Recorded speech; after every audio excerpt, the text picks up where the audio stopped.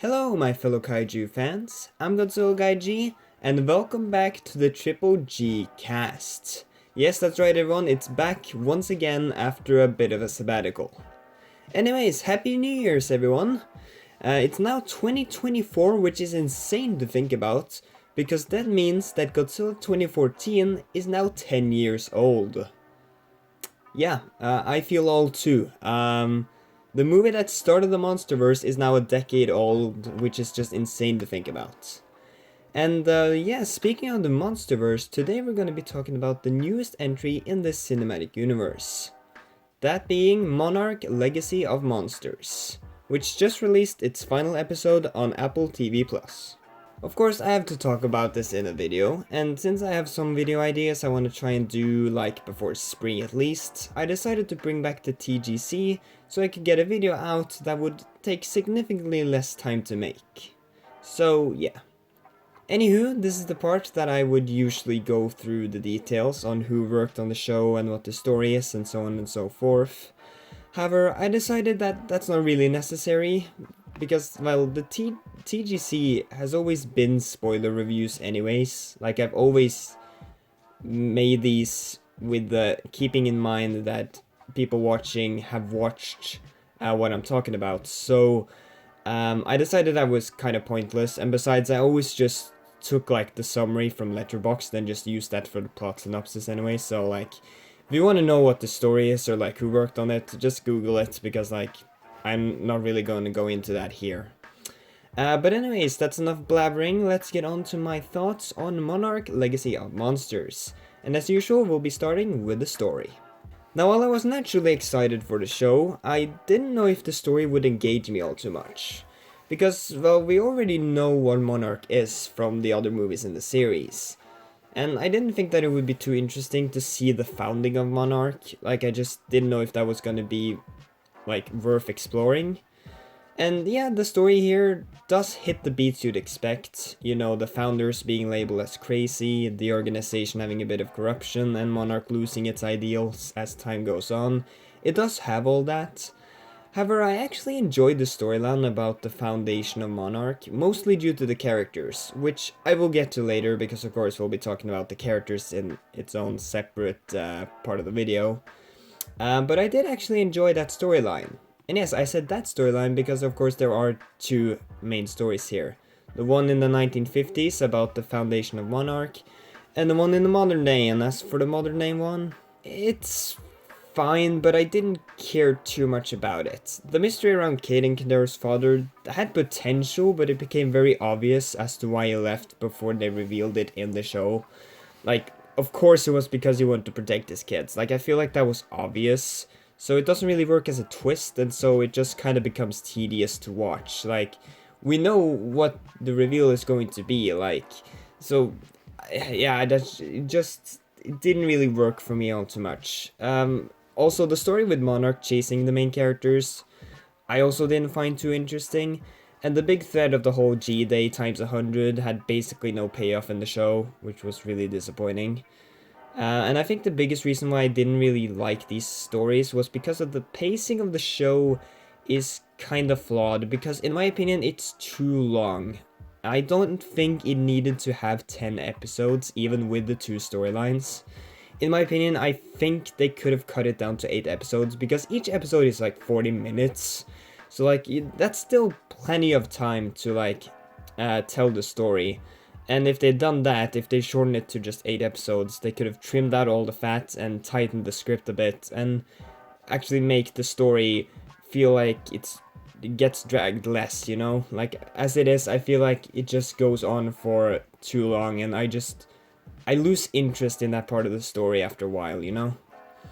However, on a more positive note, I will say that getting to see Apex actually developing into what they are in Godzilla vs. Kong was cool. You know, considering the fact that in that movie they just appear and aren't really developed or anything like that. Like, Apex it's just a company that shows up, so, which was always kind of weird, but this show gives it a bit of a history, which is pretty cool. And also the part in the final 2 episodes where the characters enter the world between the Hollow Earth and surface, and, you know, showing Keiko's reunion, that was actually quite well done, and at the very least it did, shake up the story. So that was at least good that they decided to do that for the final few episodes. Also, I really like the ending, with them showing Apex on Skull Island, which ties into Godzilla vs. Kong, with how they were using the skull crawlers to test against Mechagodzilla. That was a pretty cool way to end the season that actually, makes sense within the universe. So yeah, overall, the Monarch beginning story was pretty good all around, while the modern day story is a mixed bag, but overall, it was fine. I just wish they would have cut it down to less episodes so it wouldn't have felt as dragged out as it was, but yeah. Anyways, now let's move on to the characters, and yeah, I was worried about the characters for this show. Now, there are a few reasons for that. One, the Monsterverse does not have great human characters. I feel like that's pretty uncontroversial to say. I feel like most people will agree on that.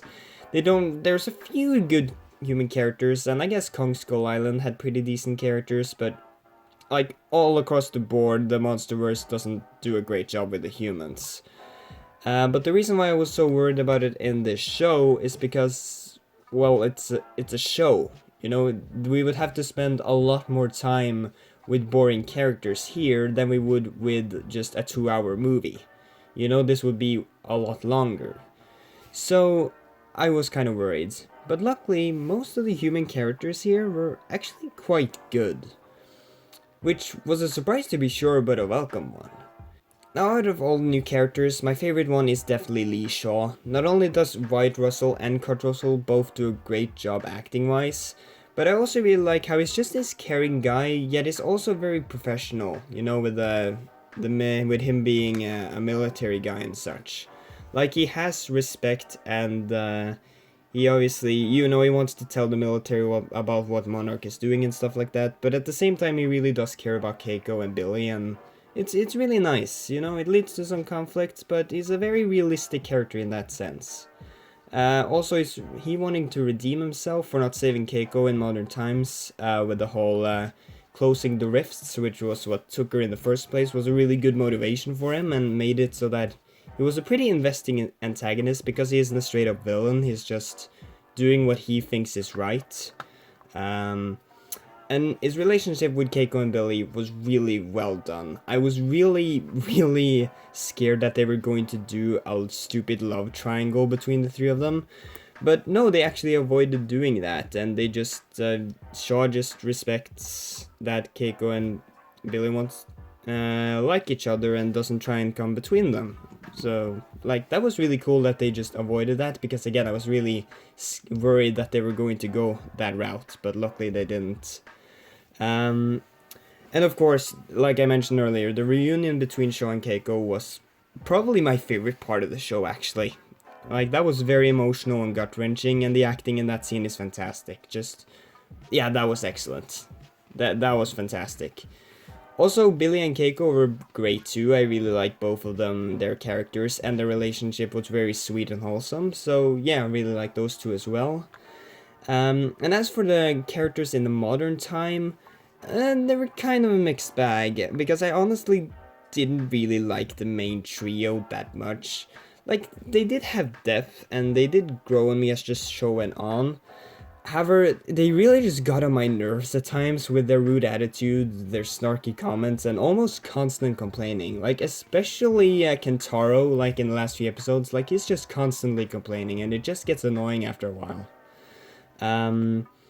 They aren't terrible. I've definitely seen worse and more annoying human characters in kaiju media, but yeah, I didn't really like these three as much, which kind of sucks, because they're the main focus of the show alongside Shaw, so yeah, that kind of sucks, but yeah.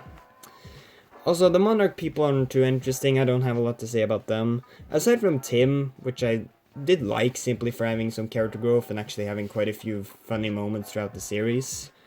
Again though, in the modern times, Shaw once again steals the show. I think he might just be my favorite human character in the entire Monsterverse, and Kurt Russell just does such a good job with the role, so yeah, he's great. Oh, and also, Do-Ho is a legend. Rest in peace. You will be missed. Overall though, yeah, the characters are pretty good for the most part. And I hope that these characters will actually have a role to play in future projects, maybe even in the new Empire. Because I really hope they don't just get dropped from future Monsterverse projects, because that would really suck, because these are some of the best characters we've seen in the Monsterverse so far. So yeah, overall, human characters, actually pretty decent. Now, as for the kaiju stuff, Godzilla is cool. Yeah, just getting that out there. Of course, Godzilla is really cool in the series. He doesn't have a lot of screen time, but what he gets, he makes the most out of, and the CGI on Godzilla in particular is excellent. Like, especially for a TV budget, it looks really good.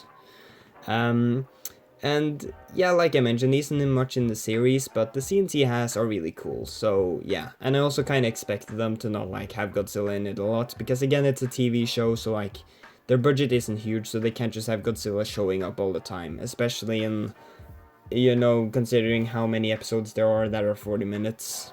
Yeah, I wasn't surprised by that. As for the other kaiju, or titans, I really liked the Frostbark. I thought that titan was really neat. Like the Ice Breath, and cool that was based off an Alaskan mole, which is just one of the most unique animals in our world. Yeah, seeing Mother Longlegs again was neat, and the crab thing at Skull Island was cool as well. Which, by the way, I was dead certain that that was the same type of crab from the Skull Island animated series. But no, apparently it isn't, at least according to Wikizilla, so yeah, I don't know about that. But either way, it looked cool. As for the bugs, the bug things in the first episode, they were fine. We didn't get to see a lot of them, but I guess they were decent enough. Sadly though, I don't really care for the Iron Dragon. It just had such a boring dragon design and no interesting powers or unique attributes to it, so I really just could not care less about that titan in particular.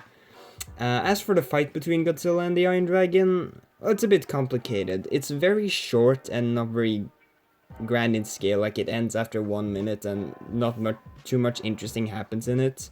But it is cool seeing Godzilla kick ass though, really reminds you that he is indeed the king of the monsters, so yeah, I guess it was cool to see that. But again, it's kind of disappointing as like a climax, because like I would have wished that we would have gotten like a kaiju fight that was like more similar to what we saw in Godzilla vs. Kong.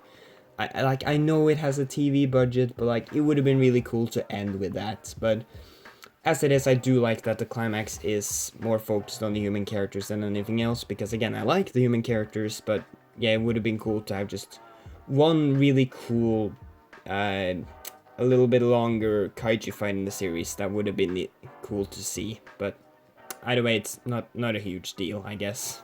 I'm sure we will get plenty of that in the new Empire anyway, so yeah, not the end of the world. Now, also one thing I want to mention quickly is the effects, or the CGI in the series, because like I mentioned with Godzilla, the effects are really darn good for a TV series. Like, this looks really good, almost just as good as the Monsterverse movies. Obviously not quite there, but pretty close in my opinion. And hey, it looks better than most of the stuff Disney puts out these days, so that's gotta count for something, considering the fact that they're the biggest company in the world. So yeah, I think they did a pretty good job with the effects of the series overall. There are some, maybe like some shots that don't look like real, that don't look fantastic, but overall the CGI in the series is very good. Very impressed by that. Now as for other stuff that I want to talk about, the music in the show is whatever. It's fine, it's acceptable, but nothing memorable like in King of the Monsters or 2014. I did like how they tied Bill Randa, John Goodman's character from Kong Skull Island, into the series. I thought that was cool.